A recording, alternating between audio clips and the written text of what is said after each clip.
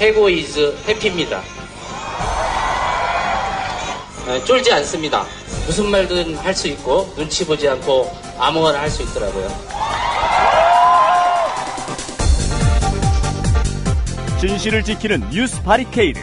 국민일보 해직 기자 조상훈의 뉴스바.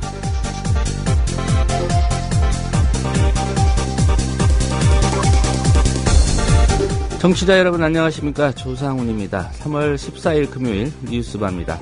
오늘 아침 뉴스바가 마련한 뉴스 메뉴 소개해드리겠습니다. 국가정보원과 검찰의 간첩 증거 조작 사건이 점입 가경입니다. 이번엔 국정원 직원들이 유우성 씨에게 유리한 증언을 하려고 했던 여성을 찾아가 괴롭히고 압박한 사실이 새롭게 드러났습니다. 네, 이 사건 다루고 있는 민주사회를 위한 변호사 모임 장경욱 변호사 오늘 이슈 탐험에서 만나보겠습니다. 민주당 내 친노그룹이 목소리를 내기 시작했습니다. 조만간 문을 열 통합신당은 시민참여형 정당이어야 한다, 이런 주장입니다. 어제 국회에서 열린 통합신당 온오프 결합 시민참여형 정당으로 승부하자는 제목의 토론회에 발제자로 나선 문성근 전 민주당 대표를 오늘 초대석에서 만나보겠습니다. 잠시 광고 들으시고 김용민 PD와 함께 조간신문 읽어보겠습니다. 학교폭력 예방 앱 스마트 보디가드. 스마트폰 왕따 문자 등 사이버 학교폭력이 6배 이상 늘었습니다. 학교폭력은 언제나 욕설, 모욕, 협박과 같은 폭력 문자를 동반합니다. 그런 학교폭력 문자만을 감지하여 부모님께 알려드립니다. 미리 알면 예방할 수 있습니다. 구글 플레이에서 학교폭력 예방 전문 어플 스마트 보디가드를 설치하세요. 지금 설치하고 먼저 무료 이용해보세요. 조합원 스토리텔링님 신청 광고입니다. 겨울철 벨미 과메기 맛있게 드셨어요? 포항 죽도시장 상인협동조합에서 이번에는 간장 게장을 내놓아요. 살아있는 암꽃게로 만들어 살이 탱탱한 명품 간장게장. 미디어 협동조합원께는 아주 저렴한 가격으로 모시고 배송비를 따로 받지 않습니다. 010-9896-8282 010-9896-8282 검색창에서 죽도락을 검색하세요.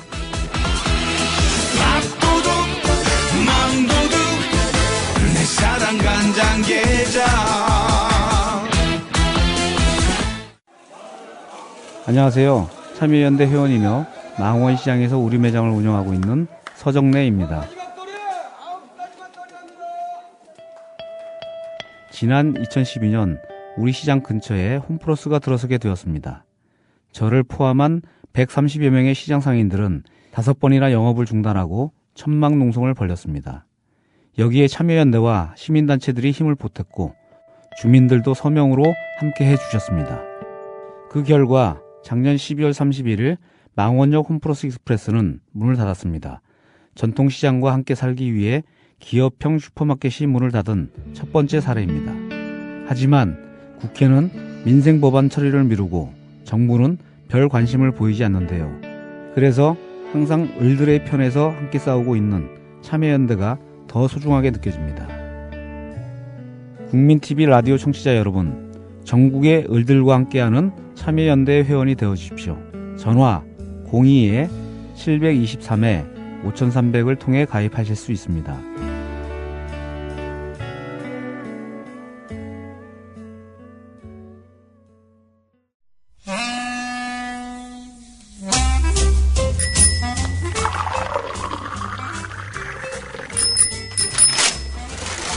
아침 신문 귀로 읽으세요. 김용민의 조간 브리핑.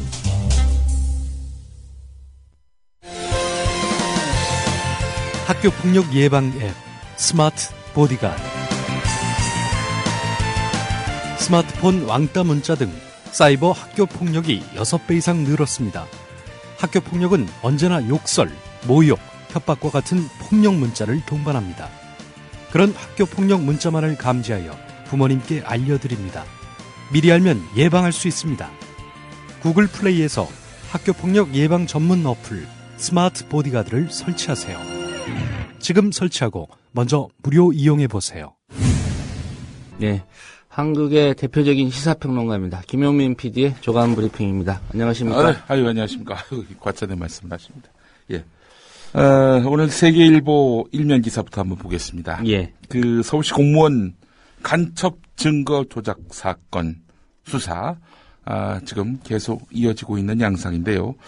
유가려 씨라는 인물이 있습니다. 바로 유성 씨 여동생이죠. 예. 이 유가려 씨는 국정원에 가서 우리 오빠가 간첩이에요라고 진술을 했습니다.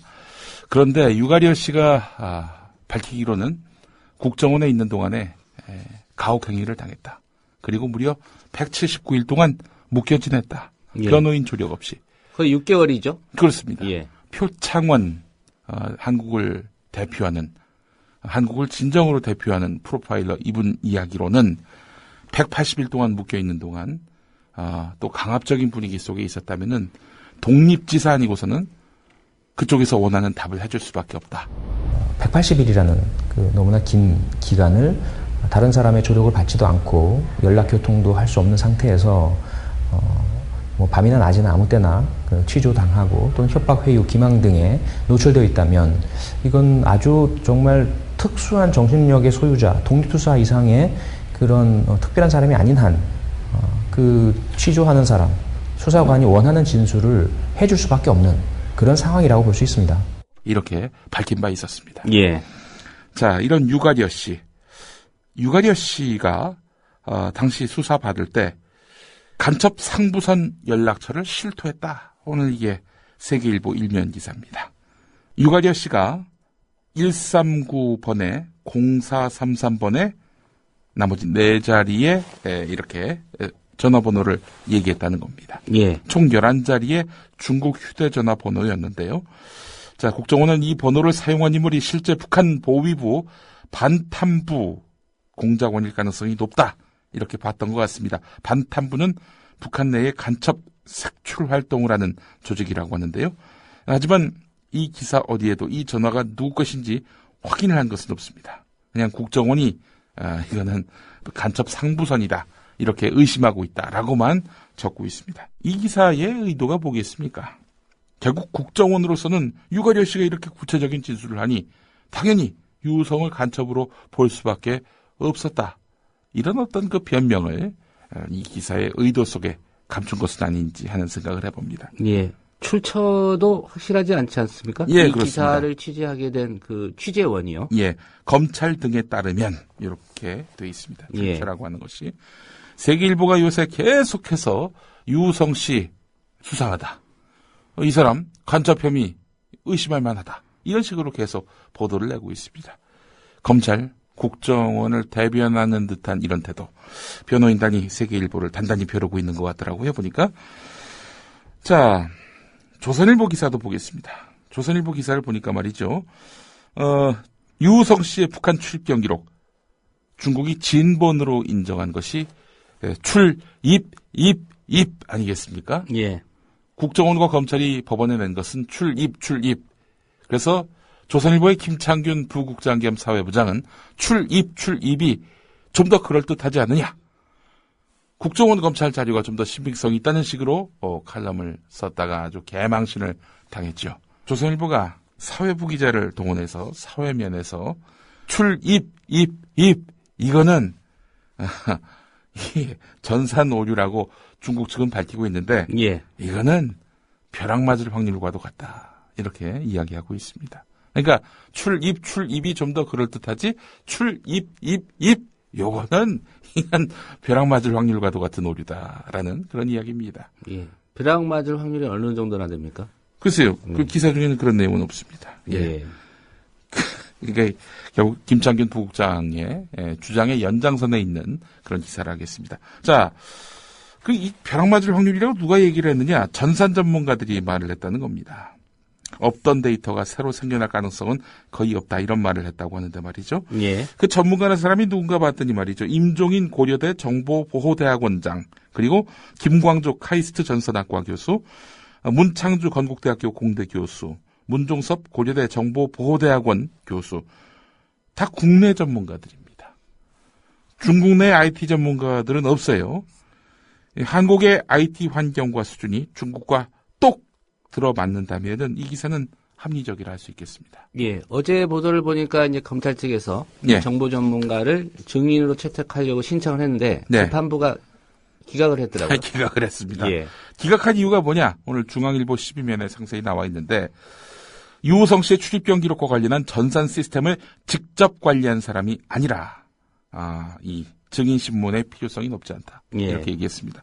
그러니까 지금 거론했던 국내 전문가들은 뭐 이분들이 아무리 전문가라 할지라도 유호성 씨의 출입경 기록과 관련해서 이 사람들의 말이 신빙성이 있다라고 법정에서 판단할 여지가 없다. 이렇게 재판부는 본 겁니다. 만약에 우리나라 출입국 관리소의 전산 시스템이다. 그러면 네. 뭐 이런 증인을 좀 채택해달라 이런 요구가 합리적일 수 있죠. 예. 근데 중국 사람이 한 건데 한국 전문가들한테 물어보고 한국 전문가들이 벼락 맞을 확률과도 같다.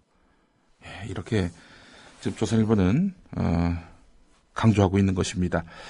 결국 유호성 씨의 그 간첩 혐의를 입증할 그 증거, 이게 조작됐다는 거 아닙니까? 이 증거 조작 사건과 유호성 씨가 간첩이라는 사실은 별개다. 이런 이야기를 하고 있는 것 같습니다. 예. 여기에 대해서 한인섭 서울대학교 법학전문대학원 교수가 이렇게 일침을 놓았네요. 이게 말이 됩니까? 간첩의 확정은 증거에 의해서만 가능합니다. 증거 없이 간첩으로 단정하는 것은 주관적인 망상이고 심각한 명예훼손이고 인권 침해입니다. 이렇게 일가를 했습니다. 간첩이냐 아니냐, 이건 신념이 아니라 증거에 의해서 결정되는 거지요. 간첩죄가 단순 좀도둑 범죄도 아니지 않습니까? 그런데도 증거는 없지만 유호성은 간첩이라는 주장은 이건 뭐 황당하다 못해 사악하까기까지 하다. 이게 바로 오마이뉴스의 보도 내용이기도 합니다. 예. 자, 뭐 이 증인 채택이 이렇게 결국에는 기각됐단 말이죠. 입. 이거 아무래도, 수상하다. 이런 오류는 벼락 맞을 확률과도 같다. 이런 이야기할 증인들을 재판부가 부르지 말아라. 이렇게 했단 말이죠. 예, 그런 증언 들을 필요 없다. 뭐 이런 예. 판단이겠죠. 자, 그렇다면은 어떻게 될 것인가? 지금 이미 1심에서 유호성 씨의 간첩 혐의 입증에 동원된 대부분의 증거와 증언이 신빙성이 없다는 판단이 내려진 터 아니었습니까? 근데 2심의 증거로 제시됐던 유호성 씨의 출입경 기록, 이것도 역시 허위 증거로 이렇게 판명이 난다면은 한국일보 사면 보도대로 1심과 다른 결론이 나오기는 어려울 것이라는 것이 법조계의 중론이라는 겁니다. 예. 형사법관 출신의 한 변호사는 국가보안법 사건의 경우 다른 형사재판보다 더 철저히 증거 능력에 대해서 고민해서 결론 내린다. 항소심 재판 과정에 유죄를 입증한 새로운 증거가 제시된 것도 아니고 오히려 기존 검찰 증거의 신빙성이 떨어진 상황이라 유죄로 뒤집힐 가능성은 거의 없어 보인다라고 이렇게 전망을 했습니다. 뭐 당연하죠. 그것보다도 더 관심은 재판부가 어떻게 검찰을 꾸짖을지 판결문에서 말이죠. 예. 요게 더 주목이 되는 부분입니다. 오늘 한국일보 일면 기사가 상당히 주목됩니다. 이게 사실 국정원 직원들의 농간에 의해서 검찰이 휘둘렸다면 이것도 큰 문제지만 이 실은 검사도 공범 아니냐 이런 의혹이 가능한 기사입니다. 이게 예. 무슨 기사냐? 유호성 씨 재판을 맡고 있는 검사가요. 지난해 4월까지 국정원 대공수사국에 파견돼서 유호성, 유가려 남매 수사 과정에 깊이 관여한 것으로 알려졌다는 내용입니다. 예. 검찰이 단순히 증거 위조를 제대로 가려내지 못한 것이 아니라 위조 사건 자체에서 일정한 역할을 한 것 아니냐. 이런 의혹이 커질 수밖에 없는 겁니다.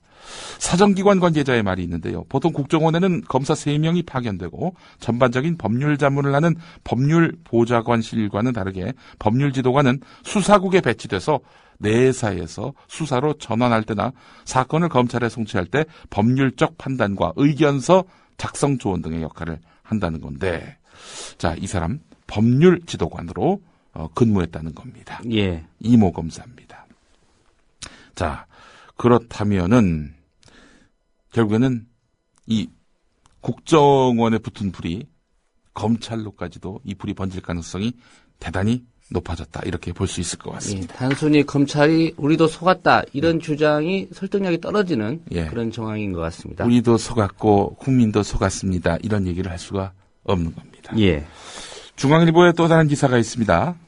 이 북한, 중국 출입 경기록과 관련해서 발급 확인서 이것이 위조된 것으로 파악됐습니다. 지금까지는 뭐 2건 정도가 위조된 것이 확인됐는데 이로써 3건 모두 위조된 것으로 확인이 됐고 중요한 것은 국정원 대북공작단 조정관이라 할 수 있는 김 사장으로 불리는 이 국정원 직원이 문건 위조에 3건 모두 관여했다는 점입니다. 예. 요게 중앙일보 일면 기사입니다. 한겨레 일면 기사로 가보겠습니다. 조선족 협력자. 제가 조선족 협력자라고 했더니 그냥 중국인 협력자라고 하라고 하시는데 뭐 조선족 협력자로 알려졌기 때문에 예. 조선족 협력자라고 하겠습니다. 우리 게시판에서 조선족 이게 좀 불편한 표현이다 이렇게 말씀하시는 분이 있었는데요. 뭐 여러분들이 이해하기 쉽게 당분간은 조선족 협력자라고 부르겠습니다. 조선족 국정원 협력자 김모 씨. 이 사람은 알고 봤더니 탈북자 브로커였다. 이런 내용의 기사였습니다. 탈북단체 관련자들이 저 사람 우리 도와주던 사람인데요? 라고 증언하고 있다는 겁니다.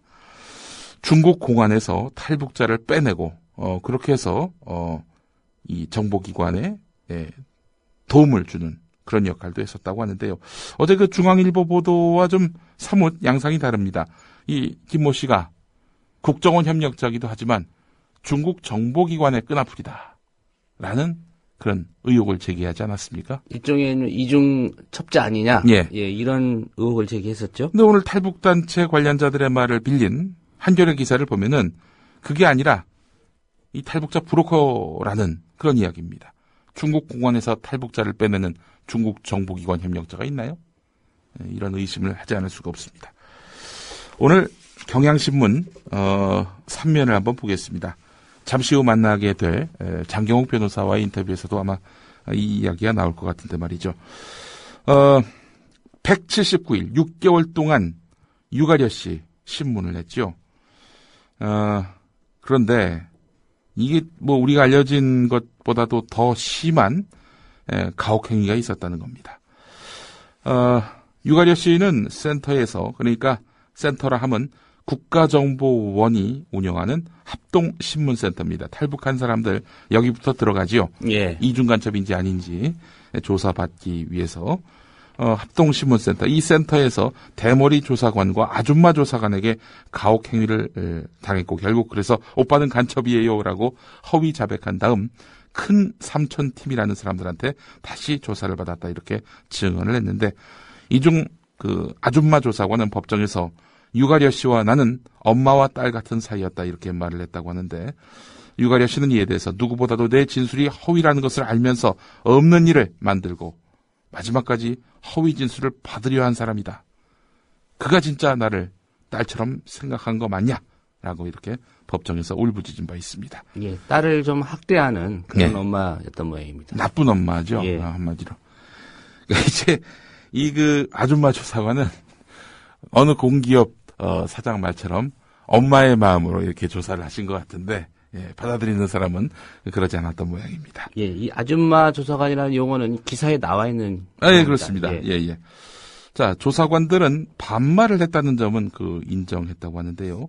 반말 정도가 아니었다는 겁니다. 유가려 씨 말로는 질긴 X, 싸가지 없는 X 같은 수없는 욕설을 들었다 이렇게 이제 밝히고 있습니다. 이에 대해서 조사관들은 화교라는 사실을 계속 인정하지 않아서 너 참 질기다 이런 말은 한 적이 있다라고 말을 했지, 뭐 질긴 X, 싸가지 없는 X 이런 말은 안 했다는 겁니다. 이런 조사 과정 보통 다 영상으로 녹화하지 않나요? 네, 글쎄 말입니다. 예. 그 영상을 안 내놓는다면은 뭐 알 수가 없는 거예요. 예. 자기들이 그런 질긴 X, 싸가지 없는 X라는 말을 안 했다라는 것을 입증할 자료를 내놓지 않는 이상 이 조사관들의 그냥 엄마의 마음으로 조사를 했다라니 너 참 질기다라고 말했을 뿐이다라는 이런 주장이 설득력을 얻기란 쉽지 않습니다. 자기들이 자료를 내놓기 전에 말이죠. 예. 자, 결국 이런 이런 가혹행위로 인해서 오빠는 간첩이에요라고 이야기했던 유가려 씨의 주장. 자, 이런 상황임에도 불구하고 새누리당 지금 무슨 이야기를 하느냐. 간첩 조작 원죄는 야당 집권 10년에서 비롯된다 이런 말을 했습니다.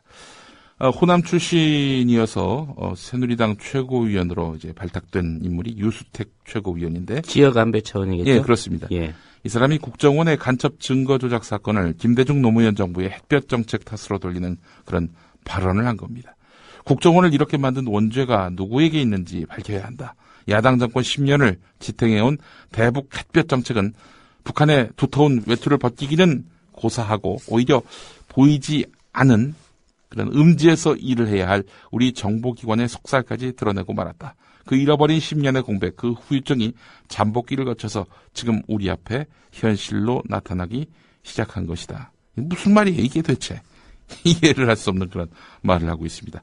이 남재준 국정원장 시절의 간첩 증거 조작 사건을 과거 김대중 노무현 정부의 대북 정책 탓으로 돌린 셈인데 뭐 요약하자면 자 이에 대해서 민주당은 국정원의 간첩 증거 조작 사건의 원죄가 민주정부 10년에 있다는 주장은 억지와 궤변으로 일관된 망발이다. 이렇게 비난했습니다. 예. 어제 이 발언을 잠깐 들어보니까 야당에 대해서 설치지 마라 이렇게 또 설치지 말라. 했더라고요. 예. 중앙정보부의 원죄가 있지 않나 네. 그런 생각이 듭니다. 그렇죠. 예. 중앙정보부부터 이런 그 기밀주의의 어떤 그 외피를 쓰면서 온갖 혜택과 또 공작을 했었고요. 특권을 예. 부여받았던 정보기관 아닙니까? 예. 그런 정보기관의 기밀주의가 결국 이렇게 국정원을 괴물로 만들었다라는 그런 일반의 인식에 대해서 이 새누리당 유수택 최고위원은 무슨 말을 할지 주목됩니다. 자, 경향신문 일면 기사로 가보겠습니다. 정부가 캐나다와 FTA를 체결하지요. 한국 경제에 어떤 영향을 미칠지 국민들이 가장 큰 관심을 갖고 있을 겁니다. 그런데 한국 경제에 미칠 영향을 정부가 분석하고도 그 내용을 숨기려 했다는 의혹이 제기됐습니다. 연구 용역 결과 FTA를 체결하면 캐나다에 대한 한국의 무역 수지가 악화될 것이라는 예상이 나왔음에도 불구하고 이거를 공개하지 않는 겁니다. 무소속 박주선 의원이 공개한 내용인데요. 예. 이 보고서를 보면 말이죠. 관세 100% 감축대에 한국의 캐나다 수출은 3억 1,100만 달러가 증가하고 캐나다로부터 수입은 4억 9,500만 달러 늘게 된다. 우리의 말하자면 수입은 3억 달러대, 말하자면 지출은 4억 달러대. 뭐 이렇게 단순히 요약하자면 그럴 수 있는 거 아니겠습니까? 예. 무역 수지가 악화될 것이다. 이렇게 이미 결론이 나온 겁니다. 이런 결론을 정부는 공개하지 않았다는 겁니다. 이에 대해서 산업부 관계자가 어떤 말을 했느냐. 뭐 보고서는 그렇게 나왔지만은 실제로는 악화가 되지 않을 겁니다. 이런 얘기를 했다고 합니다. 뭐든지 이 근거와 또 자료를 통해서 말을 해야 될 정부 부처 아닙니까? 이렇게 감으로 이렇게 이야기하는 거. 누구로부터 배운 건지 모르겠습니다. 자, 오늘 국민일보 일면 기사가 상당히 주목되는데요. 예. 가격 인하 효과로 우리 국민의 삶이 풍요로워진다던 정부의 설명과는 다르게 FTA 발효 이후에 농산물 분야에서는 수출국과 중간 유통업자들만 이득을 본 것으로 나타났다는 겁니다. 한국농촌경제연구원이 보고서를 내놨는데요. 2004년 한칠레 FTA가 처음 발효된 지 10년이 흘렀지만 정부는 왜곡된 수입 농산물 유통 체계에 대해서 사실상 손을 놓고 있는 셈이다. 이렇게 국민일보 기사는 이어지고 있습니다. 자, 그래서 국책연구기관이 서둘러 철퇴를 휘둘러야 하는 것 아니냐라는 내용의 기사입니다. 예. 이런 유통마진 큰 폭으로 높아졌다 이런 이야기인데요. 이 때문에 소비자는 더 비싸게 구입했다라는 이야기입니다. 예. 결국은 농산물 수출하는 나라 그리고 예. 중간 업자들만 이익을 챙기는 네. 예, 그런 상황이 됐다 이런 예. 지적이군요. 그렇습니다. 국민에게 또 농민에게는 별 도움이 안 되는 FTA였다 이런 얘기입니다. 오늘 경향신문 신면에 강용석 변호사가 나오네요. 예. 지금 방송인으로 왕성한 활동을 벌이고 있죠. 강용석 변호사가 사건을 수임한 뒤 이를 방치하고도 의뢰인이 성공 보수금을 주지 않는다면서 소송을 내섰습니다. 이게 참 후한무치한 행동이죠. 어떻게 됐느냐? 패소했다고 합니다. 네. 한 치과 그룹이 이 치과 지점을 가맹점으로 변경하는 방식의 매각 절차를 밟자 지점 원장들을 상대로 강용석 변호사가 설명회를 열어서 이 사건을 수임했다고 합니다. 이후에 충남의 한 치과 지점 원장 오모 씨와 수임 계약을 맺어서 착수금 명목으로 300만 원을 수령했습니다. 인수에 성공할 경우 그렇게 해서 받게 될 보수금은 3,564만 원으로 이렇게 정하기도 했는데요. 예. 근데 강용석 변호사는 이 치과 그룹의 최종 매각 결정 통보일 전날까지 아무런 조치를 취하지 않았습니다. 그래서 결국 치과 지점 원장 오모 씨가 강용석 변호사에게 연락을 취했지만 연락조차 제대로 되지 않았다는 겁니다. 결국 이 치과 지점 원장 오모 씨는 최종 매각 결정일 다음날 스스로 이 치과 그룹과 인수 계약을 맺고 강용석 변호사가 속한 법무법인 넥스트로 여기다가 이 사실을 통보했습니다. 이후에 넥스트로는 인수 계약이 성공적으로 체결됐다. 그런데 왜 우리한테 3,564만 원 이 성공 보수금 약속하지 않았느냐 이러면서 청구 소송을 냈는데 그래서 이게 재판까지 이어졌단 말이죠. 그러자 판사는 강용석 이거 잘못한 거 아니냐. 무슨 아무 일도 안 해놓고 이제 와서 성공 보수금을 요구하느냐. 이러면서 패소 판결을 내렸다고 합니다. 예. 또 모든 소송 비용은 강용석 변호사 측이 부담하도록 했습니다. 예. 계약 체결 과정에서 강 변호사가 한 일이 없다. 예. 예. 이미 지급한 300만 원이면 충분하다. 예. 이런 판단이군요. 방송 때문에 바쁘셨던 모양입니다. 예. 예. 자, 이 제18대 대통령 부정선거 백서라는 책이 있습니다. 예전에 박창신 신부가 이 책을 들고 시국 미사 강론을 하지 않았습니까? 그래서 유명해진 책이기도 한데요. 자, 이 책과 관련해서 선관위 직원들이 허위 사실에 의한 명예훼손이라면서 이 책을 쓴 사람들을 고소했습니다. 자, 근데 경찰에서 수사를 했는데 말이죠. 혐의 없음이라는 의견으로 검찰의 사건을 송치했다고 합니다. 예. 놀라운 사실이죠. 말하자면 지난 대선 개표 조작, 개표 부정이 있었다. 그 덕에 박근혜 대통령이 당선된 것이다. 이 책의 요지는 이렇습니다. 근데 이 책의 내용, 혐의 없음. 이렇게 경찰이 결론을 내렸습니다. 문제가 없다. 이런 얘기인데요. 자, 그래서 이제 검찰로 송치가 됐는데 검찰이 어떻게 여기에 반응했느냐. 경찰의 불기소 의견을 한마디로 깡그리 무시하고 이 고소당한 사람들, 선거 무효소송 대표 2사람, 저자 2사람에게 구속영장을 청구했습니다. 예. 불기소인데 불구속 기소도 아니고 예. 구속해야 된다. 예, 구속영장을 예. 청구했습니다. 예. 자, 그래서 이 저자들이 한 얘기가 있습니다. 이거 정권 눈치 보기식 무리한 수사가 아니냐. 예. 이런 이야기입니다. 자, 불기소 의견으로 경찰이 이렇게 보내면은 통상 검찰은 거의 수용하지 않습니까? 예. 그런데 이거를 기소 정도가 아니라 구속영장 청구로 간다. 이건 뭐 아무리 봐도 정권 눈치 보기라고 볼 수밖에 없는 대목입니다. 네, 오늘 오전에 서울중앙지법에서 이제 영장 실질 심사가 열리는데 예. 결과를 지켜봐야 될 것 같군요. 예. 오늘 한겨레 사설을 보면은 지금 지방선거를 앞두고 새로운 쟁점이 떠올랐음을 알 수 있습니다. 바로 버스 공영제입니다. 버스 공영제 공약을 처음 들고 나온 인물은 원혜영 민주당 의원인데요. 경기 대중교통공사를 설립해서 공영버스를 확충하고 버스 시간 그리고 노선을 탄력적으로 운용하는 점진적인 공영화를 추진한다는 계획입니다. 자, 그런데 최근 경기지사 출마를 선언한 김상곤 전 경기도교육감은 여기서 한 발 더 나가서 무상 대중교통, 즉 무료 버스를 시행하겠다 이렇게 밝혔습니다. 예. 물론 야권 안에서 정식 공약으로 채택되지는 않은 만큼 차분한 논의가 필요한데요.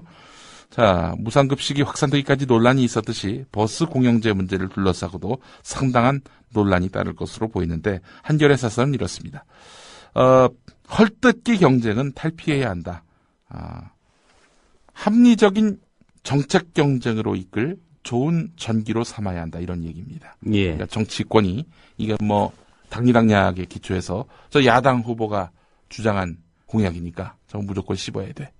이렇게 나오기보다는 이게 과연 가능한지 체계적으로 차분하게 짚어보자. 이런 것이 바로 한겨레 사설의 내용입니다. 예. 자, 그런데 정작 이를 정략으로 이용하는 것은 정치권보다 동아일보인 것 같습니다. 동아일보 오늘 일면 제목은 이렇습니다. 공짜 아닌 세금으로 결국 하는 건데 또 선거용 무상 공약이 나왔다. 이런 겁니다. 김상곤의 무상버스 공약. 이거는 연 1조 예산이 필요한데 이게 과연 실현성이 있겠느냐라는 얘기입니다. 예. 뭐 그러면서 슬쩍 새누리당 정몽준 의원이 용산 개발 재추진 발언한 것도 문제 삼았습니다. 자, 근데 제가 이 기사를 한번 분석해 봤어요. 이런 무책임한 공약이다라고 이 지목된 그런 이번 출마 예상자들 어느 정도 분량으로 동아일보가 씹었는지 그 대상별로 짚어보니까 말이죠. 김상곤은 일면에서는 386자. 글자 수로요? 예. 예. 이거는 그냥 글자 수 하나하나 다 세서 386자, 그리고 3면에 843자고요. 정몽준 새누리당 서울시장 예비후보는 157자.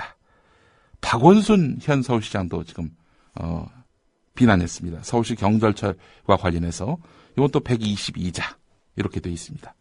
그러니까 한 1000자 넘게 김상곤 경기도 지사 예비 후보에 대한 맹비난을 오늘 동아일보가 쏟아낸 겁니다. 예. 동아일보야말로 실현 가능한 무상 공약인지 제대로 짚어내지 못하고 무상급식과 마찬가지로 이건 무책임한 공약이다라고 매도하고 있는 형국입니다. 오늘 조선일보 일면에 나와 있는 이런 정부의 개발 계획, 요거를 동아일보는 어떻게 볼지 상당히 의문시 됐습니다. 제2경부고속도로를 내년에 착공한다는 겁니다. 출발하는 곳은 경기도 구리시입니다. 예. 민주당 시장이 있는 곳입니다. 그리고 서울특별시를 지나갑니다. 서울특별시는 역시 민주당 소속의 박원순 시장이 시 대표지요. 그리고 성남을 지나갑니다. 성남 역시 민주당 소속의 이재명 시장이 터잡고 있는 곳이고요. 용인을 또 지나갑니다. 용인 역시 김학규 현 민주당 소속의 시장이 기초단체를 운영하고 있습니다. 이게 구리, 서울, 성남, 용인을 지나가요. 예. 네.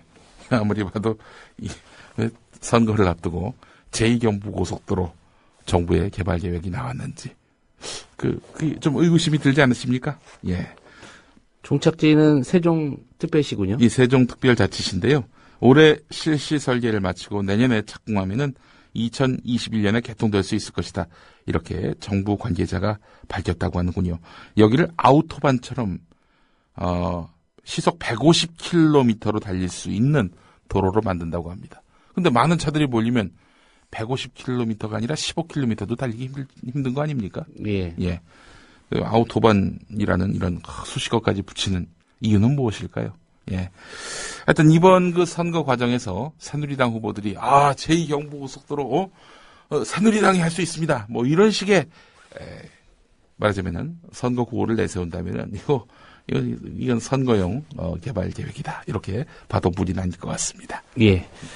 한 가지 기사만 더 살펴볼까요? 예. 얼마 전에 새 모녀의 비극적인 죽음, 이 보도가 사회적 큰 파장을 야기했는데요. 아들의 발달 장애를 고민하던 부부가 아들과 함께 숨진 채 발견돼서 경찰이 수사에 나섰습니다. 광주에서 있었던 일인데 모 아파트 4층 방 안에서 36살 회사원, 그리고 2살 아래 아내, 5살 아들, 이렇게 일가족 3명이 숨져 있는 것을 엄마의 여동생이 발견했다는 겁니다. 장애인 단체들은 발달장애인 문제에 대한 책임을 온전히 장애인 본인과 가족에게만 지우고 있다면서 특별법 제정을 촉구하고 있는 상태지요. 그러나 지지부진한 상태입니다.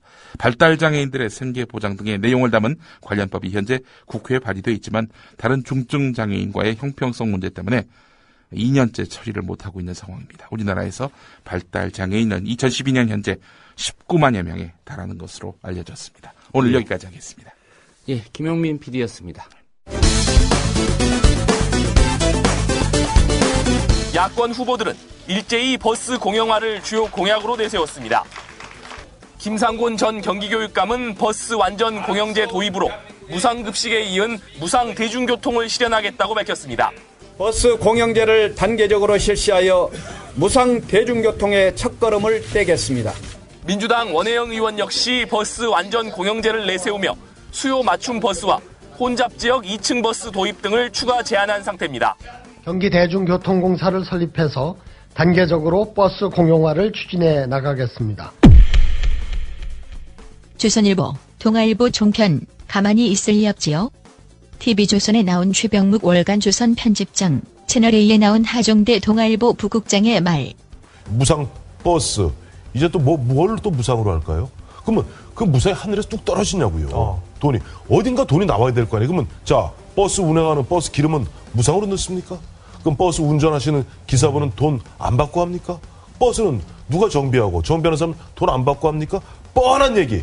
뻔한, 어떻게 보면 좀 죄송한 표현입니다. 뻔한 거짓말이에요. 그러니까 김상곤 교육감이 이건 돈의 문제가 아니라 의지의 문제다. 이렇게 얘기했는데 사실은 의지의 문제가 아니라 돈의 문제다. 이렇게 말씀드릴 수 있는 거고요. 그러니까 이거는 엄청나게 예산에 부담을 주는 것이다. 그래서 그렇게 함부로 공약할 수 있는 게 아니고. 새누리당이 가만히 있을 리 없지요. 심재철 최고위원.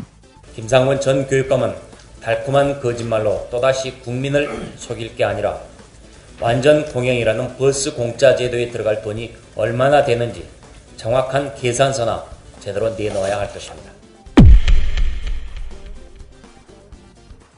새누리당은 버스하면 트라우마가 있습니다. 서울시장 후보로 강력하게 거론되는 정몽준 의원 때문인데요. 2008년으로 시계를 돌려봅니다. 한 토론회. 또 정 후보께서는 또 스스로 부자라는 생각은 안 해봤다 이렇게 얘기를 하시는데, 그렇다면 서민의 기준을 어떻게 잡아야 될 것이냐. 예를 들면 우리 정 후보님께서는 지금 버스 기본 요금이 얼마인지 혹시 알고 계십니까? 버스요? 네. 굉장히 어려운 질문을 하시는데 요즘 카드로 타죠?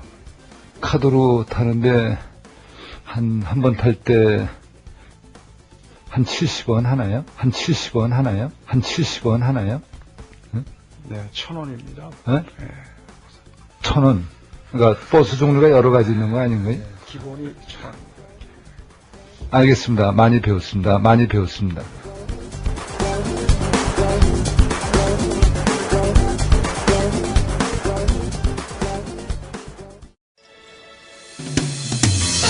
(2014) 미디어 협동조합 정기총회 대의원과 조합원 여러분을 초청합니다. 대한민국 언론의 자존심, 미디어 협동조합이 임원 추가 선출과 정관 개정 등 주요 현안을 결정합니다. 3월 22일 토요일 낮 2시 참석 확인을 마친 대의원 여러분은 필히 내왕해 주시기 바랍니다. 아울러 현장에서 미디어 협동조합의 민주적 운영 과정을 참관하실 전국의 모든 조합원께서도 현장에 오실 수 있습니다. 장소는 서울특별시 성동구 천호대로 78길 15-78 서울 메트로 인재개발원 다목적 홀 3월 22일 토요일 낮 2시 서울 천호대로 서울 메트로 인재개발원에서 열리는 2014 미디어 협동조합 정기총회. 대의원과 조합원 여러분의 많은 참여 바랍니다. 이 실황은 국민TV 라디오를 통해 생중계됩니다.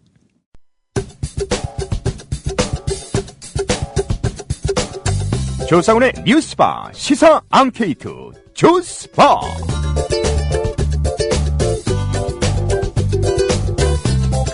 네, 각종 현안이나 시사 관련 이슈를 토대로 여러분의 기발한 아이디어를 들어보는 시간입니다. 뉴스바 시사 앙케이트 조스바. 조스바라는 코너명 설명해드리겠습니다. 좋은 생각 스치면 바로 말씀해 주시라는 의미입니다. 오늘 시사 앙케이트 드리는 질문은 이렇습니다. 박근혜 대통령이 최근 우리 사회 각종 규제 정치를 암덩어리에 비유해서 좀 논란이 됐습니다. 그렇다면 여러분은 우리 사회에서 수술이 가장 시급한 환부, 즉 박근혜 대통령이 표현한 그 암덩어리 무엇이라고 생각하십니까? 박근혜 대통령과 같은 생각이신지 궁금하고요. 또 다른 의견이시라면 오늘 게시판에 의견 올려주십시오. 방송 말미에 되도록 많이 소개해드리겠습니다.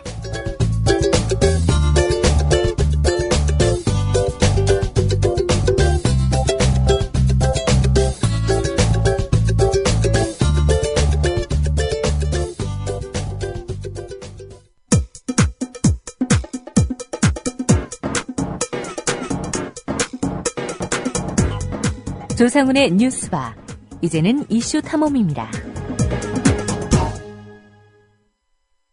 네, 국가정보원과 검찰의 간첩 증거 조작 사건 관련 의혹, 하루도 빠짐없이 끊임없이 제기가 되고 있습니다.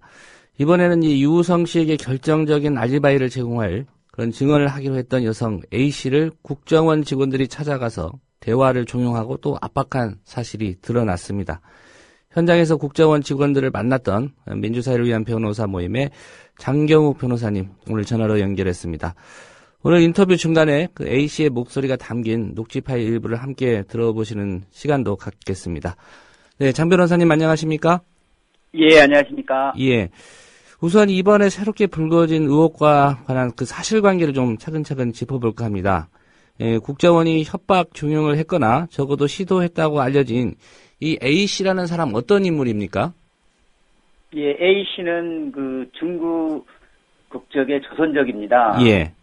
그 유성과 알게 된 그 친구 사이로 지내게 되면서 그 중국 영길에 있을 당시에 유성의 가족들과도 같이 계속 친하게 지내온 그런 사이로서 예.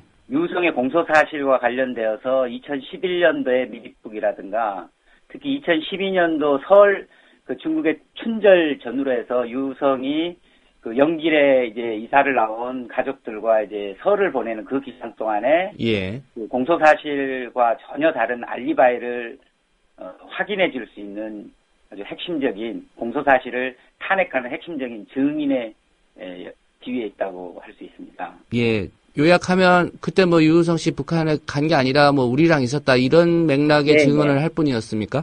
네, 그렇습니다. 가족들끼리 노래방에도 가고 예. 예, 그 노래방에 가서 노래 부르는 시점에는 그 유성 씨와 유성 아버지는 북한 해령에 들어가 있고 거기서 보위부에 가서 훈장도 받고 했다는 그런 그렇게 지금 공소사실은 돼 있는데 당시에 예. 이제 노래방에서 같이 A 씨 가족들 그리고 우성 씨 가족이 같이 노래 부르고 이런 부분들이 증거로 나와 있습니다. 예. 그러니까 검찰하고 국정원은 당시에 유우성 씨가 북한 들어가서 보위부 훈장 받고 있었다라고 공소 사실에 기재를 했는데 네. 사실은 이 A 씨가 증언하려고 했던 내용은 우리랑 중국 쪽에서 노래방도 가고 같이 있었다. 네. 예. 며칠간을 계속 있었습니다. 예. 짧은 기간도 아니고요.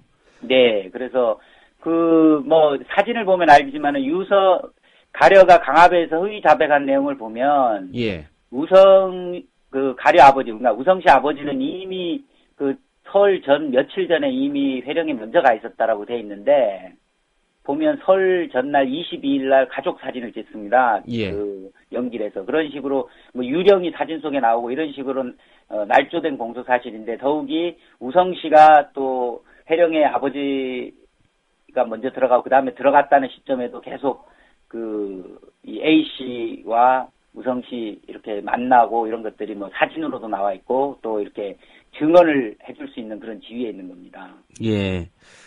그 A 씨가 증언을 결심하겠다 이렇게 결심하게 된 계기가 있었습니까? 그 A 씨는 지금 우성 씨와 친하다 보니까 당시에 이제 우성 씨가 체포되는 그때도 우성 씨가 중국의 영길에 가는 그 기회에 이제 A 씨가 이제 중국에 가족이 있으니까 전달할 물건도 전해주려 하다가 체포 현장에도 있었고 예. 이미 그 여러 차례 이제 국가정보 수사관들이 직장 근처로 찾아와서 여러 가지 진술서도 받고 또 검찰에 가서 진술 조서를 받을 때는 또 국가정보 수사관들이 차로 검찰까지 같이 데려가는 과정에 또 그 과정에서 어떤 그 우성 씨 아버지와 어떤 전화 통화를 통해서 아버지로부터 어떤 회령에 들어갔지 않았냐, 몇 번 들어갔냐 물어보라는 식의 어떤 공작도 있었고 이런 여러 가지로 어떤 허위 진술을 끌어내려고 하고 이런 부분이 있었기 때문에 굉장히 국정원에 대한 공포를 가지고 있었는데 예. 결국은 제가 목사님을 통해서 만나고 하는 과정에서 저는 그 용기를 내는 과정에 중국 국적이지만은 조선족으로서 어떤 그런 저 나름대로는 참 용기 있다 이런 해서 저희가 이제 유력한 증인으로 증인 신청을 하고자 하고 있었습니다. 예. 그러니까 국정원이나 검찰도 이 A씨 존재를 알고 있었고 어떻게 참고인으로 그동안 조사를 해왔던 겁니까? 예, 지금 국정원 직원들이 직장에서 행패 부리기 전에 이미 진술서를 여러 차례 검찰에서도 받았었고 예. 국정원 직원들도 받아간 상태였습니다. 그런데 대부분 이 알리바이를 입증할 이런 부분들이 생략을 해버렸습니다. 그런 부분에 대해서 제대로 조사를 하지 않거나 얘기를 해도 그런 것들이 진술서나 조서에서는 다 반영이 안 되고 예. 특히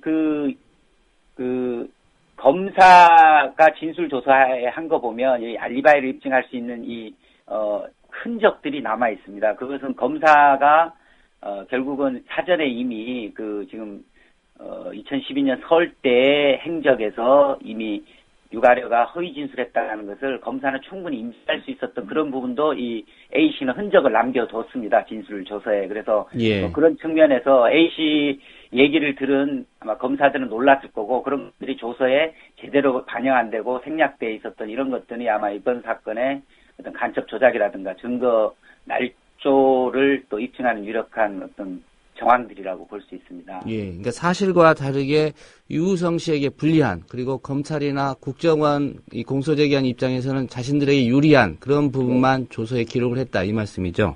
예, 그렇습니다. 예. 아직까지 이 A 씨의 증언이 이루어지지 않은 것으로 알고 있습니다. 그건 아닙니다. 검찰 측 증인 신문을 한 다음에 예. A 씨가 이후에 우리 변호인 측 증인으로 했습니다. 한 6월경에. 법정에서 작년 증언을 6월경에. 했습니까? 예. 예. 그러면 당시에 이런 사실들을 다 법정에서 증언을 했습니까?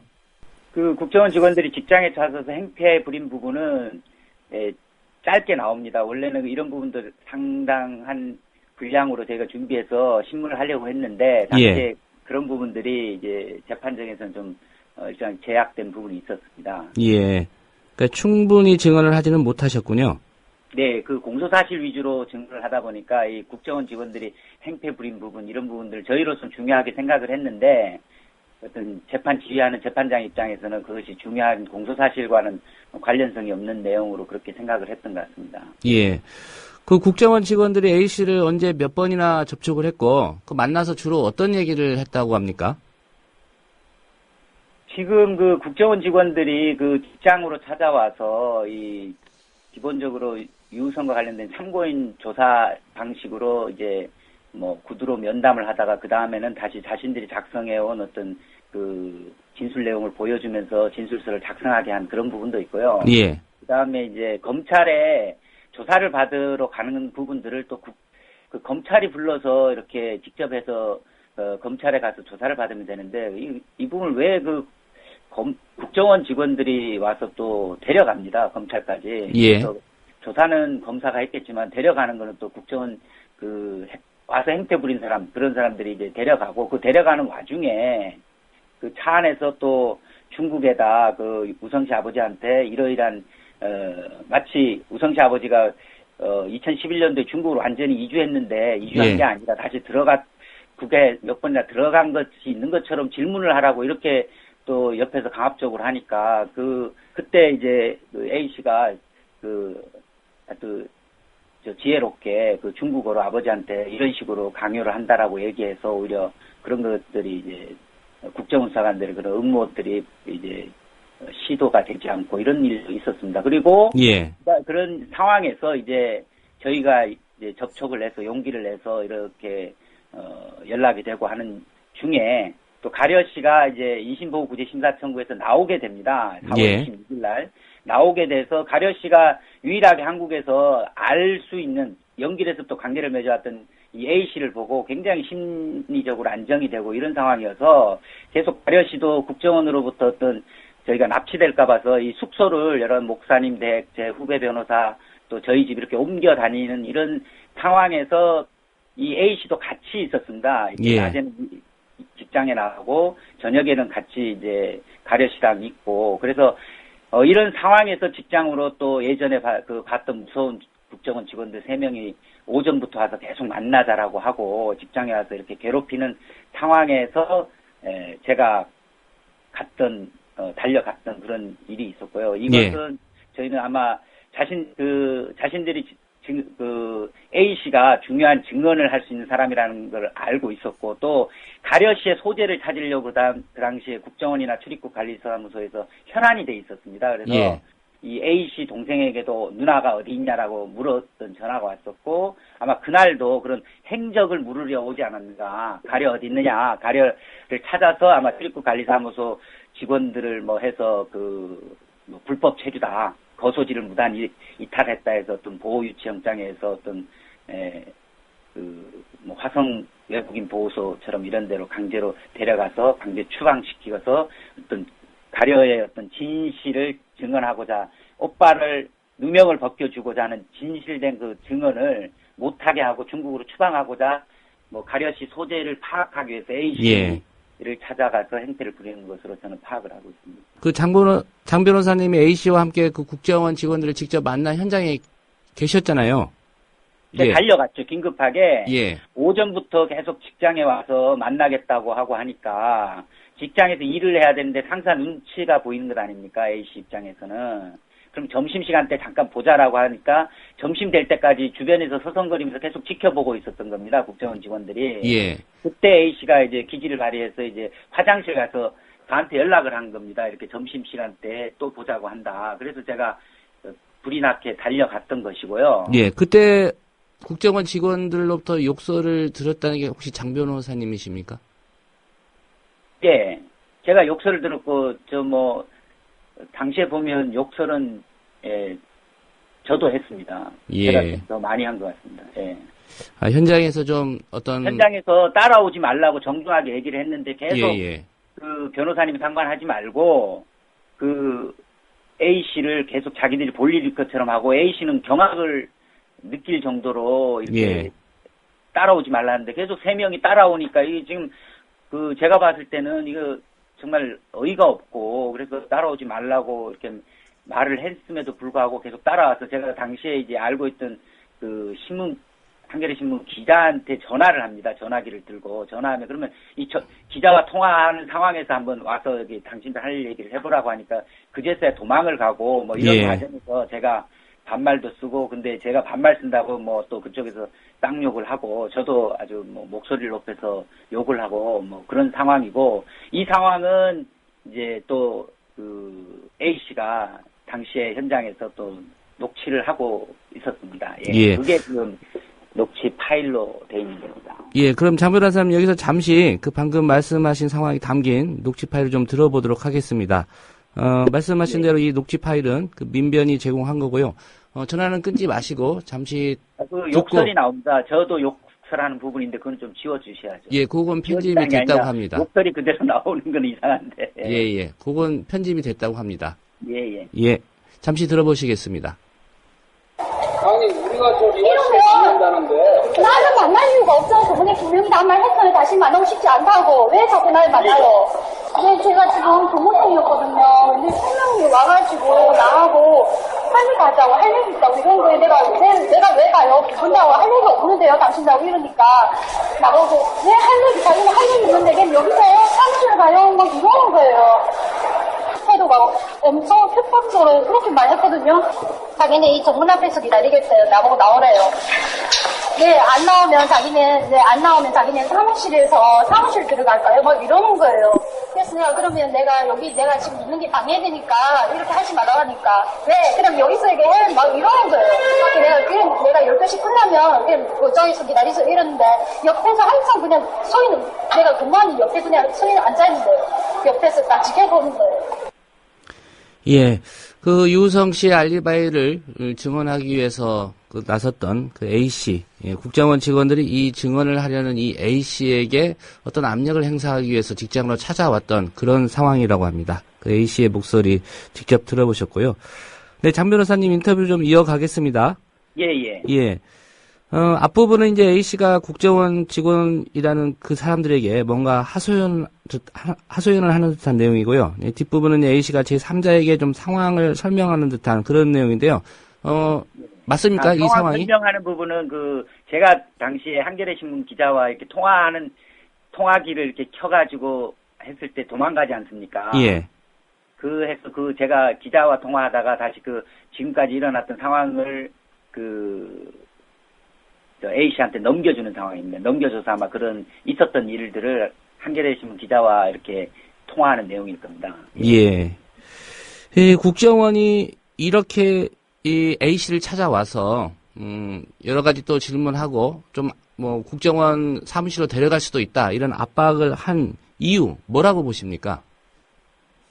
그 이유는, 이 사건이 오래전부터 준비했지만, 저희가 당시에 중국도 다녀온 상황이었고, 또, 가려 씨가 나와가지고 모든 기존의 종합심센터에서의 가혹행위라든가 거기에 따른 허위진술 이것들을 기자회견을 한 상황입니다. 예. 그래서 이 사건이 조작 사건으로 저희는 규명을 하고 기자회견을 했었고 저희가 기자회견한 거에 대해서 적반하장격으로 저희들을 고소하고 또 여론들을 뭔가 민변대 국정원 이러면서 이렇게 자신들이 오히려 우위에 있는 듯 했지만 실제로는 조작 사건이고 그러다 보니까 유력한 알리바이를 가진 사람이라든가 또 가려시 편에 서서 이 사건의 진실을 파헤치려고 하는 어떤 그런 사람들에 대해서 위협을 하고 결국은 이 사건의 진실을 은폐하고 자신들의 범죄적 행위를 이제 숨기려는 그런 의도에서 공작적 차원에서 이렇게 찾아왔던 거로 그렇게 저는 보고 있습니다. 예. 따지고 보면 사실 위조 문서를 제출한 건 이 사건 훨씬 이전부터 이 사건의 좀 실체를 덮으려는 그런 시도들이 좀 계속적으로 진행이 됐었군요. 국정원 쪽에서는요.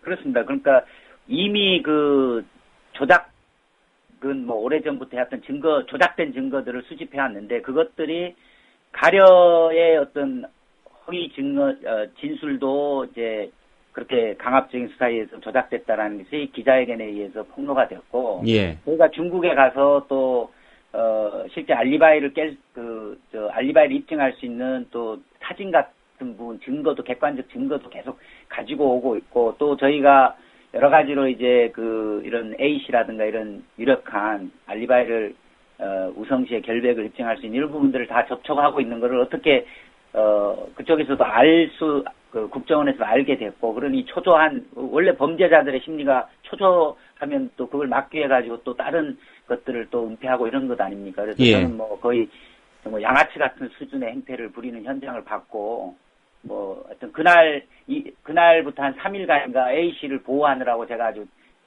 진을 다 뺐습니다. 친척까지 같이 해서 직장에서 접촉하지 못하도록 항상 저희가 지켜보고 경호하듯이 했습니다. 한 3일 정도는. 예. 간첩을 잡겠다고 나선 국정원이 범죄자들이나 할 짓을 했다. 이런 말씀이신데요. 예, 범죄자들이라는 것이 지금 밝혀지고 있지 않습니까? 그런데도 예. 여전히 지금 그렇게 증거를 날조하고 간첩을 주장했던 정말 비열한 공작적 방식으로 지금 여전히 여론을 호대해 보려고 제가 봤을 때는 별하별 짓을 공권력이라는 이름으로 이렇게 지금 자행을 하고 있습니다. 거짓 탈북자들을 내세워가지고 또 온갖 이상한 사람들, 상식도 없는 사람들, 도덕적 양심도 없는 사람들을 언론에 내세우고 또 여기에 부합하는 언론도 있고 그래서 저는 예. 이게 상식적인 나라인가, 상식을 가진 국가기관인가, 정말 상식을 가진 국민들이 눈을 부릅뜨고 있는데 과연 이 지금 여당이라는 거기에 있는 국회의원들도 여전히 아직 증거 날조와 간첩 조작은 별개다 이런 얘기를 하고 저는 이게 과연 정상적이고 상식을 가진 그런 정치인인지 또 국가기관인지 이런 의문을 가지고 있고 제발 좀 상식을 예. 가진 국민들 앞에 정말 머리 숙여서 사죄하고 지난 과오들을 깨끗이 청산할 정도의 범죄자들을 모두 좀 사법 처리를 했으면 하는 바람입니다. 예. 한 가지 좀 궁금한 게요. 상황이 이쯤 되면 이제 검찰이 유우성 씨 이 항소심 공소 유지를 좀 못할 수 있는 상황 아니냐. 검찰 내부에서도 이런 시각이 좀 있는 것 같더라고요. 어떻게 보십니까?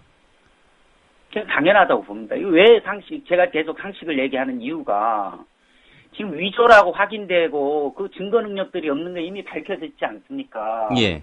근데 왜 우성이를 불러가지고 변호인 측 제출에 문서의 진위 여부를 검증하겠다는 식으로 그런 질문을 하겠다라는 지금 수사팀도 참 신뢰가 가지가 않고 법원을 통해서 사실조회를 통해서 외국 정부가 이렇게 위조라고 지금 확인해 줬는데 그럼 당연히 증거 능력 없는 건데 또 이 공소 유지를 하겠다라고 해서 위조 문서를 전산 전문가 또 유명한 대학의 전산 전문가를 동원해서 이게 위조 문서가 위조가 아니라 오히려 신빙성이 있다 이거 입증한다는 거 저는 정말 이건 뭐라고 지금 설명해야 될지 모르고 이 검찰 스스로도 당연히 수사에 들어가고 위조 범죄를 색출하겠다라고 했으면 당연히 검사 동일체 원칙에 비춰갈 때 통일적으로 행동을 해야 되는 거 아닙니까? 그럼 공소유지 관련된 공안 일부는 사실 저는 조직적으로 이 범죄 행위에 가담했다라고 보는데 그 지휘 라인에 대해서 오히려 엄격하게 소환하고 조사를 해야지 어떻게 공소유지를 하면서 아직도 간첩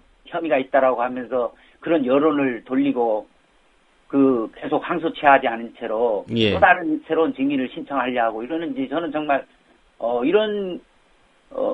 정말 상식이 통하지 않는 이런 부분이 있기 때문에 이런 간첩 조작 사건이 계속 발생해왔던 거고 우리 국민들이 지금까지 이런 것들을 못 보아온 겁니다. 계속 간첩을 조작해왔고 좀 이런 것들을 근본에서 치유하지 않으면 앞으로 또 할 겁니다. 이렇게 이제 언론의 감시망이 없어진다든가 또 언론 중에서도 오히려 언론에서 감시망이 아니라 적극적으로 국정원의 이런 범죄 행위를 은폐하는데 가담하는 언론도 지금까지도 있지 않습니까? 그래서 이번 기회에 국가정보, 특히나 탈북자들을 간첩으로 양산을 하고 있습니다. 중앙합동신문센터 이런 부분에 대해서 우리 상식을 가진 국민들이 눈을 부릅뜨고 이런 모든 문제의 어떤 근본 원인에 대해서 같이 함께 고민을 해서 이번 기회에 모든 다시는 간첩 조작, 증거 날조 이런 일이 없고 정말 탈북자들의 인권을 좀 보호하고 탈북자들을 이용해서 어떤 대북 비방이나 또는 이런 사건 수사에서 허위 증언이나 이런 짓 하지 말았으면 좋겠습니다. 장 변호사님 오늘 말씀 잘 들었습니다. 네, 감사합니다. 민주사회를 위한 변호사 모임의 장경욱 변호사와의 인터뷰였습니다. 김영선 전 의원이 할 말이 있다고 나서자. 안녕하세요. 제가 질문을 해도 되겠어요? 저 질문 있습니다. 안 들어온 거야, 뭐야? 아니요. 경기도에 기본이 없어요, 기본이 왜? 원래 양식한 거는. 공개 질문하고 싶습니다. 그러니까. 얘기 갖추세요! 일방적으로 발표만 하고 가시겠다는 거죠. 남의 잔치 자리에 와서 죄를 부린 격이 된 새누리당 경기도지사 2비 후보 김영선 전 의원. 이건 좀 심한 경우였고 새누리당 회의에서 쏟아진 또 다른 새누리당 경기도지사 2비 후보들의 김상곤 견제구, 원유철 의원. 김상곤 교육감의 자질은 심각한 우려를 자아냅니다. 이제는 정치 실험에 뛰어들고 있습니다. 이는 더 위험합니다. 정말이지 위험천만한 행태가 아니라고 할 수가 없습니다. 정병국 의원. 김상곤 전 교육감이 고 박정희 전 대통령의 묘역을 참배할 생각이 없다고 하였습니다. 1250만 경기도민을 위하고 경기도정을 이끌어가겠다고 나선 분의 태도로 적절한지에 대해서는 심히 우려스럽다는 말씀을 드리지 않을 수가 없습니다. 그런데 원유철 의원 발언 중 오마이뉴스 오마이TV가 포착한 한마디의 욕설.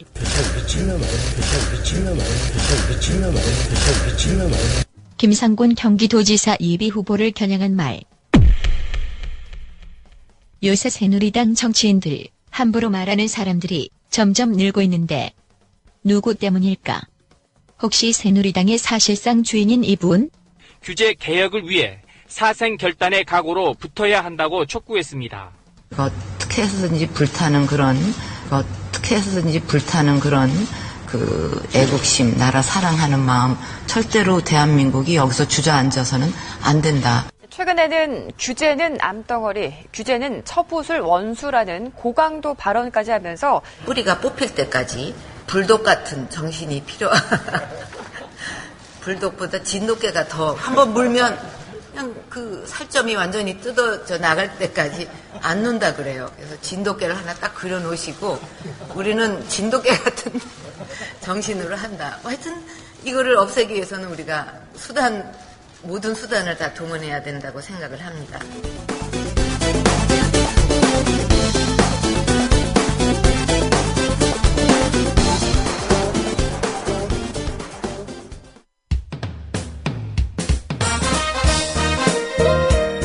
균형 잡힌 시각, 정직한 분석, 조상훈의 뉴스바. 이어서 초대석으로 만납니다.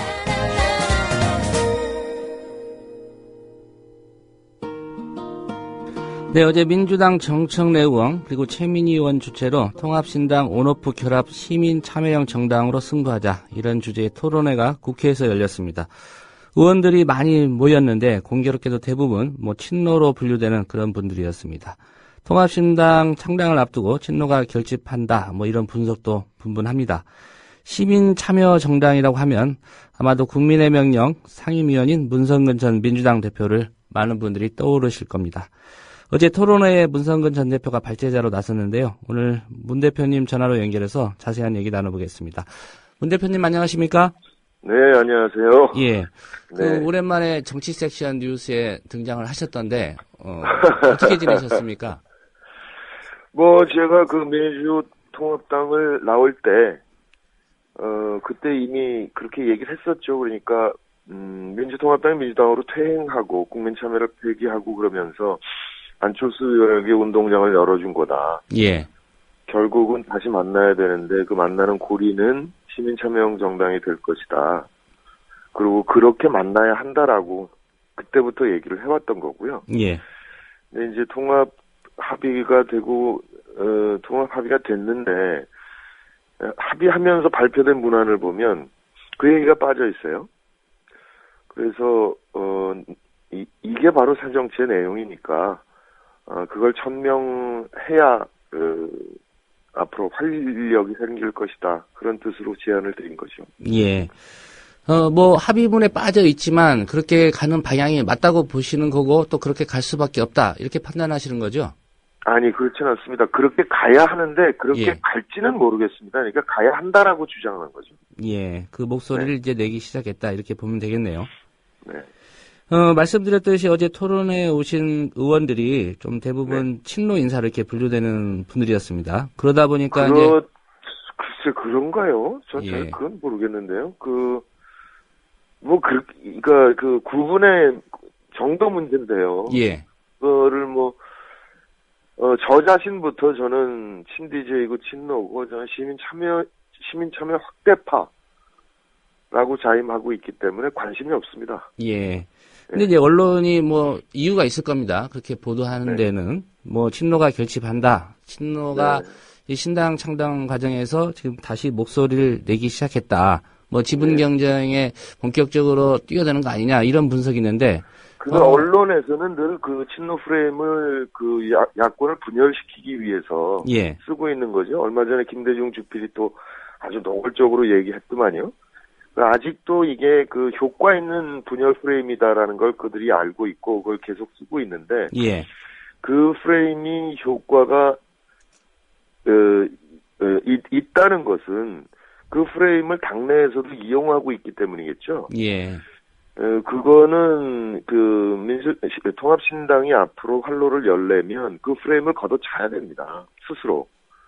근데 그걸 지금 안 하고 있는데, 또 한편에 이런 부분도 있을 거라고 생각해요. 만약에 시민참여형 정당을 주장하는 사람들을 친노라고 구분한다면, 실제로 그 안에는 그렇게 구분할 수 없는 분들이 많이 있음에도 불구하고 그렇게 구분한다면 도리어 국민 지지도를 높이지 않을까요? 친노에 대해서. 이건 그 인류사의 그 진화 방향에 맞는 변화를 요구하고 있는 거란 말이죠. 그런데 그 주장을 하는 사람들이 친노다 이러고 막 치면 친노가 옳은 소리 하네, 그런 영향도 있지 않을까 싶은데요. 예. 네. 일단 친노니 반론이 나누는 거에 대해서 동의를 안 하시니까 이 질문, 저는 정말 동의 안 합니다. 예, 이 질문에 대해서 답변하실지 모르겠습니다. 여쭤보겠습니다. 예. 어제 그 민주당 조경태 최고위원의 발언입니다. 친노 종북 세력은 신당에 따라오지 말라. 이념이 다른 사람들, 패권주의적 사람들과 한 지붕 두 가닥이 돼서는 안 된다, 이 얘기했는데, 이 얘기에 대해서는 어떤 입장이십니까? 그 정도 용어를 썼다면 그건 통합신당의 제대로 굴러가는 정당이라면 당연히 제명을 해야 된다고 생각합니다. 근데 아직 당이 만들어지지 않았기 때문에 제명 절차를 밟을 수 없을지 모르겠습니다. 근데 그건 거의 이건 뭐라고 얘기해야 되나요? 그러니까 종북이라는 용어를 당내에 쓴 거잖아요. 예. 이거는 새누리당에서 그런 용어를 쓰죠. 예, 쓰죠, 일부. 근데 아마 공식적으로 정치인들은 그렇게 쓰지 않을 거예요. 그거는 SNS에서나 돌아다니는 말이지, 새누리당 의원조차 쓰지 않는 용어 아닌가 싶은데요. 예.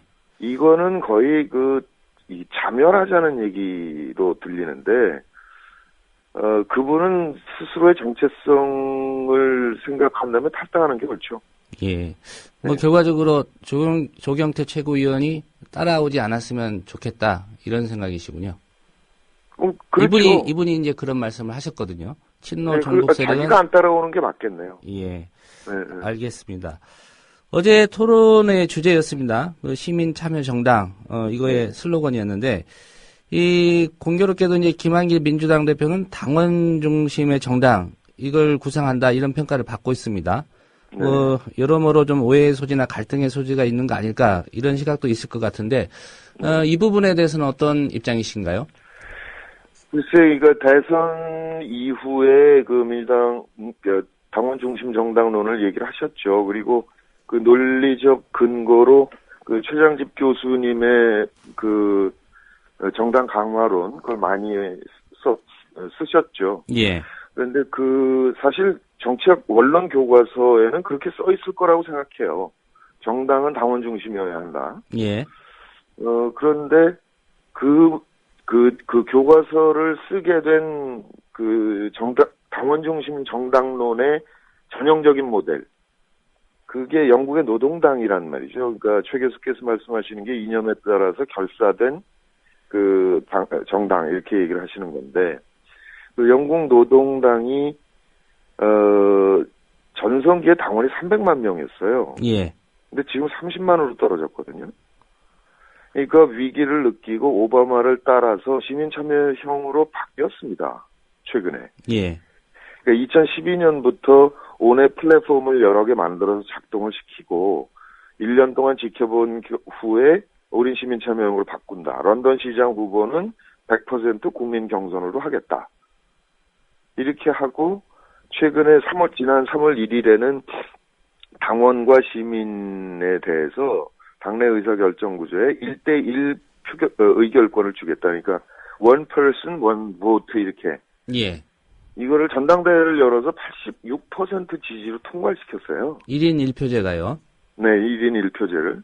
근데 제가 그동안 2010년부터 주장해온 거는 1인 1표를 주장한 게 아니고, 시민이 입당하지 않아도 당내 의사결정 구조에 당원과 차등화된 의결권을 부여하자. 예. 대의원 3, 진성당원 2, 시민 1 이렇게 얘기를 해봤거든요. 예. 저희 주장보다 어마어마하게 과격한 안이 지금 통과되면서 영국 노동당은 시민참여형으로 바뀌었습니다. 이거는 인류 역사가 진화했기 때문에 거기에 따라서 우리도 진화해야 되는 거죠. 예. 과거에 정해진 제도가 있는데 시대가 바뀌면 제도를 바꿔야죠. 과거 제도에 묶여 있으면 통합신당은 미래가 없을 거라 이렇게 생각하는 거죠. 예, 이게 사람이 많다 보니까 이제 민주주의에서 대의제라는 게 있는데 네. 이게 이제 온라인이나 이런 게 좀 많이 발달했기 때문에 다시 네. 좀 직접 참여하는 시민이 직접 참여하는 직접 민주주의 형태로 가자 뭐 이런 맥락이신가요? 직접 민주주의적 방점으로 보완하자는 거죠. 예. 대의제도의 한계를. 과거에 대의제도가 만들어질 때는 소통 수단이 없었을 때 만든 거고요. 예. 그러니까 시민 사이에 소통이 어렵고 시민과 정치인 사이에도 소통도 어렵고 정보의 양도 차이가 많았고, 근데 이제는 SNS 혁명 시대까지 왔기 때문에 소통이 자유롭고 정보량이 같으면 집단 지성이 발휘되면 시민의 판단이 더 우월하단 말이죠. 예. 이런 상태에서 왜 직접 민주주의 요소를 거부하느냐, 도입을 거부하느냐. 이거는 그야말로 보수주의자입니다. 그거를 지키겠다는 거는 변화를 못 따라가는 보수인 거죠.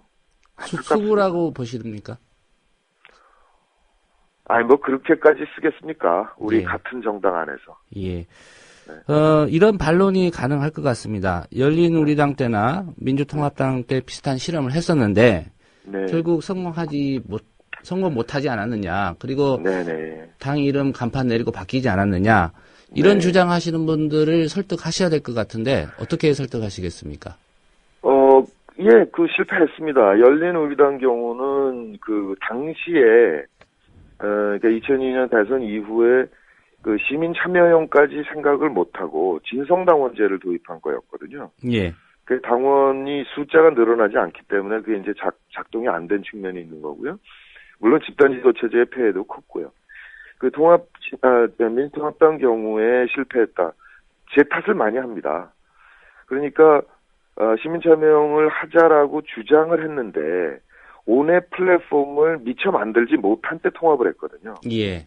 그러니까 통합되고 나서 정치 일정이 워낙에 급박하게 돌아가니까 플랫폼을 만들지 못하고 통합했고, 그런 상태에서 국민참여 경선을 하려다 보니까 후보들이 선거인단 등록하느라고 힘 뺐고요. 그다음에 실질적으로 시민과 손잡고 같이 선거를 치른 것도 아니고. 예. 그러니까 굉장히 불편했죠. 그러니까 대선이 끝나자마자 민주통합당은 온의 플랫폼을 만들고 지난 1년, 2012년 1년 동안 참여한 시민들 중심으로 해서 플랫폼을 가동시켰어야 되는 거죠. 그렇게 해야 앞으로 나가는 건데, 시작했던 실험을 중간에서 끊어버린 거죠. 예. 제대로는 그러니까, 실천을 못했다. 사실은 안타까운 게, 예. 지금 영국 노동당도 1년 작동해보고, 이게 가능하구나, 점검해보고 결정을 한 거지 않습니까? 예. 근데 그것은, 우리는 이미 온의 경험들이 많고, 미국 같은 무브온이나 오바마의 움직임이나 이런 걸 이미 경험한 사람들이기 때문에, 이게 가능하다는 걸 알고 있었던 거거든요. 다만, 통합이 늦었기 때문에 작동을 못 시켰던 거죠.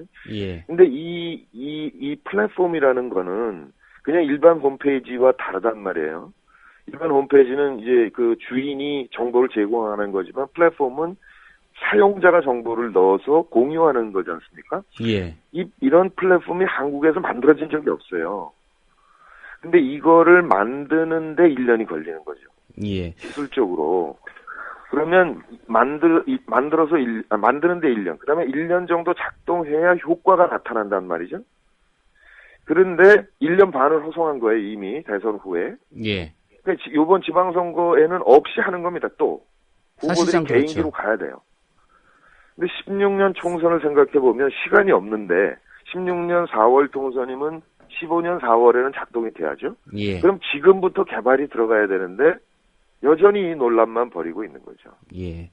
시간이 그렇게 많지 않다 이런 생각을 갖고 계시는 것 같고요. 16년 총선을 생각하면 예. 총선 망치려면 그냥 또 안 하고 가면 되죠. 예.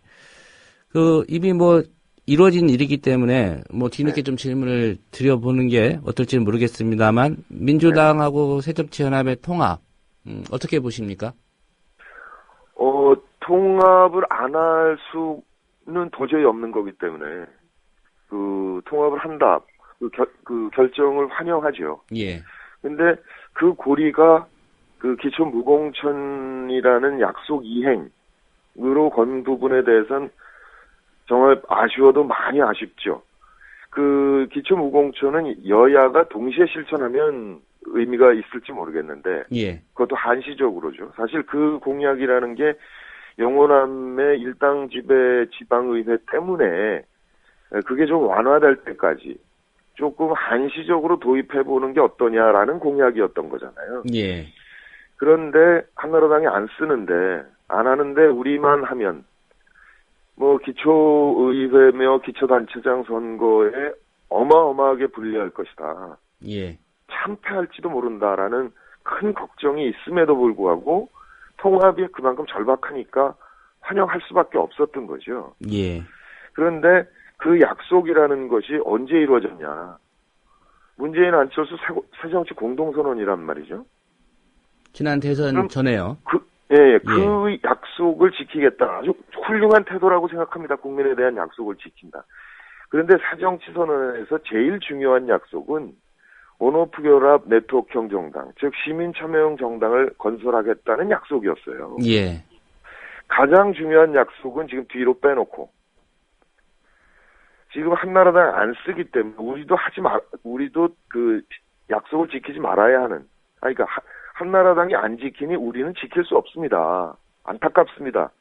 이래야 될 사안을 고리로 통합을 했으니까. 예. 이런 엄청난 출혈을 감수했으면 제일 중요한 약속을 지키자. 그렇게 말씀드리는 거죠. 예. 혹시 그 민주당이나 뭐 새정치연합, 이제 신당으로 가기 때문에요. 이쪽으로부터 어떤 좀 역할을 맡아주십사 하는 요청 받으셨습니까? 전혀 그런 적 없죠. 예. 기다리고 계시는데 안 오는 겁니까? 아니요. 저는 나올 때부터 결국 시민참여형 정당으로 모두 통합을 이루어내는데 할 수 있는 일을 하겠다. 예. 라고 주장을 선언을 하고 나온 거고요. 어제 발제도 결국 그 노력의 연장선상인 거죠. 예. 꾸준히 그 노력을 하고 있는 겁니다. 그러니까 통합신당이 시민사회를 향해서 온 플랫폼을 같이 개발합시다. 공동 운영합시다. 이렇게 제안해서 같이 만들어야 돼요. 예. 네. 혹시 지금 탈당하신 이후에 이제 민주당적 회복하지 않으신 걸로 알고 있는데요. 네. 예, 신당이 태동하게 되면 신당에는 당적을 갖고 참여하실 계획이 있으신지요? 통합신당이 시민참여형 정당을 건설하기로 확정하고 착수하면 입당할 수도 있겠죠. 예. 그러니까 저는 민주통합당 정체성을 유지하겠다라는 거였거든요. 예. 그러니까 통합신당이 그렇게 진화하기로 확정을 한다면 가능한 일이죠. 예. 또 그런 부분에 대해서 어제 그 토론회를 통해서 발제를 하신 거고요. 예. 그럼 이후 정치 일정에 대해서 좀 여쭤보겠습니다. 혹시 지방선거에 후보로 나설 계획은 없으신지요? 전혀 없습니다. 예. 그러면 그 이후에 또 7월 재보궐선거가 좀 큰 규모로 될 거라는 그런 전망이 있습니다. 그 부분은 고려하고 계시는지요? 아니요. 그러니까 온 플랫폼 개발에 제일 모든 거를 노력을 집중해야죠. 예. 일단 시민 참여형 정당으로 신당이 변모하는데 그렇게 가는데 좀 집중하시겠다 이런 입장이시군요. 네. 예. 네네. 어제 토론에서 이제 발제를 하셨지만 이 부분과 관련해서 그 신당 쪽에서 공식적으로 좀 얘기를 하고 논의를 하자라고 제안해 오신다면 참여하실 계획은 당연히 있으실 것 같은데 어떻습니까? 그렇죠. 아니 그 플랫폼을 같이 개발하자라고 얘기를 통합신당이 결정하면 그건 환영하고 통합신당이 그렇게 바뀐다면 같이 해야죠. 예. 알겠습니다. 지난 반년이라고 그럴까요? 그동안, 민주당 내에서, 이대로는 안 된다. 예. 시민참여형으로 가야 된다라는 의견이 많이 확대되고 있어요. 그래서 몇몇 의원들이 토론회하고 발제하고 그런 적도 있었고요. 예. 그런 방향으로 잡히기를 기대합니다. 근데 특히 통합신당이 만들어지고 나서 당 지지도가 새누리당을 역전시키지 못했잖아요. 예. 지금 정체돼 있는데 5대5 지분 이런 얘기 때문에 더 피곤한 측면도 있고요. 예. 민주통합당이 만들어질 때를 되새겨 봐야 돼요. 그런 부분에 대해서 이제 역할을 하시겠다. 실패했다고 해서 그냥 걷어찰 게 아니고 무엇이 실패했나를 들여다봐야 되는데 성공한 지점은 뭐냐면 예. 민주통합당이 만들어지고 새지도부 뽑히자마자 정당 지도가 10%를 넘어갔어요. 예. 새누리당을. 그때와 지금이 뭐가 다르냐? 딱 하나예요. 시민 참여형을 정당을 건설하겠다. 공천권을 국민에게 돌려드리겠다. 이 두 마디가 있었거든요. 예. 지금 새정치를 약속한다라고 말씀을 하시는데 새정치의 내용이 아직 안 나오는 거예요. 예. 이 내용은 새정치란 정말 지구상에 새가 어디 있습니까? 새거는 사람이 아니고 제도거든요. 예. 민주당의 김대중 총재 시절부터 훌륭한 분들이 얼마나 많이 들어갔습니까? 그런데 왜 이렇게 낡은 집단으로 보이냐, 이거. 제도가 잘못됐기 때문이거든요. 예. 그러니까 통합신당이 지금 지도 정책 가지고 고민을 하고 있는데, 지난번에 뭐 민병두 의원 얘기하는 거 보니까 제2의 제3의 뭔가를 내놓겠다. 그렇게 얘기를 하시더라고요. 예. 문 대표님, 오늘 말씀은 여기서 좀 정리를 하고요. 다음 기회에 또 한번 말씀 듣겠습니다. 그러니까 요체는 통합신당이 온오프 결합 시민 참여형 정당으로 가야 승부가 된다. 이 말씀이시죠? 네. 예. 오늘 말씀 잘 들었습니다. 네, 고맙습니다. 네, 지금까지 문성근 전 민주당 대표였습니다. 짧게 뉴스바 시사 앙케이트 소개해드리고 오늘 순서 마무리하겠습니다. 네, 대단구님 의견입니다. 암덩어리를 뭐라고 생각하시냐 이렇게 질문 주셨는데요. 국민TV 뉴스, 뉴스타파에 공중파를 주지 않는 것이 가장 큰 암덩어리다 이런 의견 주셨고요. 정의의 펄크림님, 암덩어리는 국정원이다 이런 의견 주셨고, 예, 국정원을 암덩어리라고 생각하시는 분들이 꽤 많습니다. 오늘 순서는 여기서 마무리하겠습니다. 다음 주 월요일 7시 30분에 다시 오겠습니다. 들어주신 여러분 고맙습니다.